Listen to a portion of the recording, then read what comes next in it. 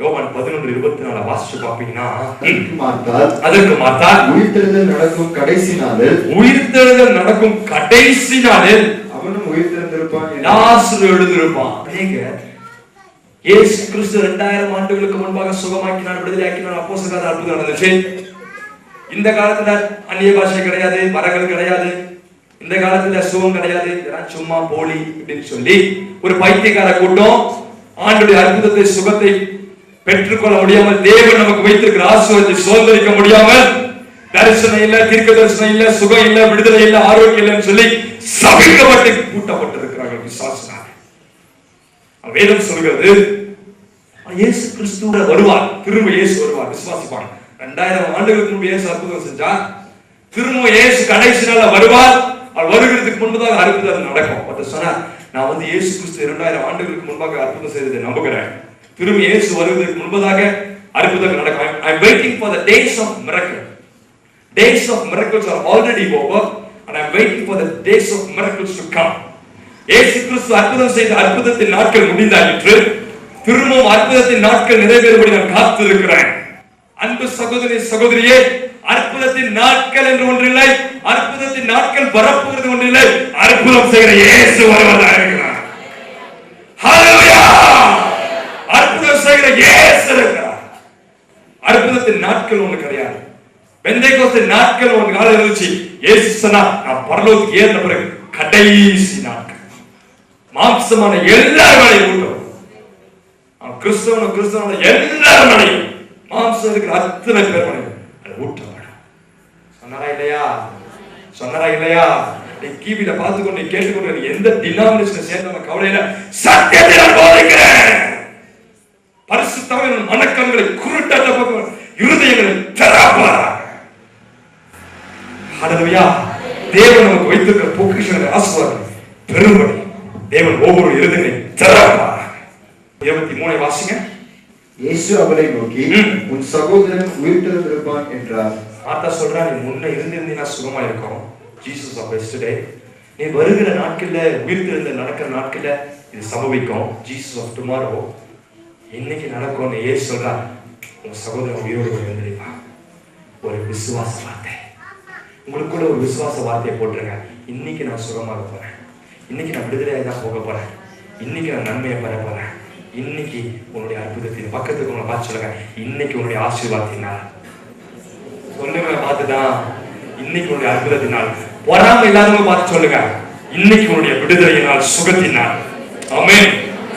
நீங்க சொல்ற அந்த விசுவாச வார்த்தை அவங்களுக்குள்ள போகிறது.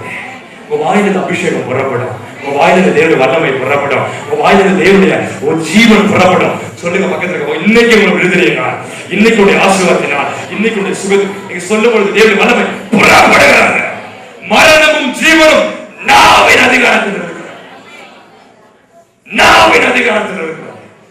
உங்க வாயின் வார்த்தையினால் ஜீவனையும் பெற முடியும், நாவினால் மரணத்தையும் பெற முடியும். உங்க வாயின் வார்த்தையை ஜாக்கிரதையாக. அது 3 படிகளை மாத்திரம் சொல்லி நான் முடிக்கிறேன். நானே உயிர்த்தெழுதலும் ஜீவனமா இருக்கிறேன். 26 வசனம், என்னை விசுவாசிக்கிறாங்க மரித்தாலும் பிழைப்பானே.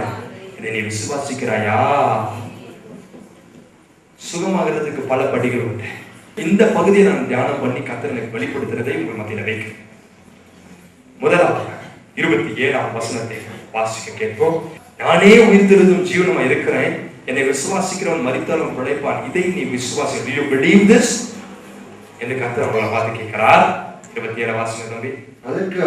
அதற்கு அவள் இயேசுவை பார்த்து, ஆண்டவரே, நீர் உலகத்தில் வருகிறவரான, நல்ல கவனிங்க, நீர் உலகத்தில் வருகிறவரான தேவகுமாரனாகிய கிறிஸ்து என்று விசுவாசிக்கிறேன் என்றார். நான் விசுவாசிக்கிறேன் என்றான். நல்ல திருப்பி அந்த வசனத்தை படிச்சீங்களா? நீ உலகத்தில் வருகிறதான தேவகுமாரனாகிய கிறிஸ்து என்று நான் விசுவாசி. இந்த வசனத்தை படிச்சுட்டு போயிட்டேன். ஆவியானவர் திரும்ப அந்த வசனத்தை கொண்டு வந்து நிறுத்தினார். நீர் உலகத்தில் வருகிறதான தேவனாகிய கிறிஸ்து என்று நான் விசுவாசிக்கிறேன். அங்க என்ன நடந்துச்சு? தேவகுமாரனை கிறிஸ்து என்று அறிக்கை செய்கிறவன் ரட்சிக்கப்படுகிறான். ஹல்லேலூயா!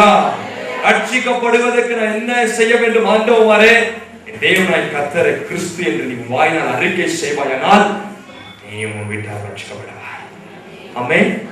The greatest miracle is not physical. The greatest miracle is salvation. இவளுக்குள்ள இருக்க அவிசுவாசம் அழுகையெல்லாம் விட்டா இயேசு அவளை கேட்கிறா, நான் உலகத்தில் வருகிறதான கிறிஸ்து என்று நீ விசுவாசிக்கிறாயா? நீ உலகத்தில் வருகிறதான கிறிஸ்து என்று நான் விசுவாசிக்கிறேன். நீரே கிறிஸ்து என்று நான் விசுவாசிக்கிறேன்.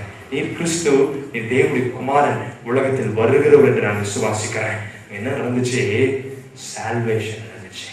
அன்பு சகோதரி சகோதரியே, அநேக கூட்டங்கள் வந்து அற்புதத்தை பெற்று சுகத்தை பெற்று அதோட சர்ச்சை பக்கமே திரும்ப மாட்டாங்க.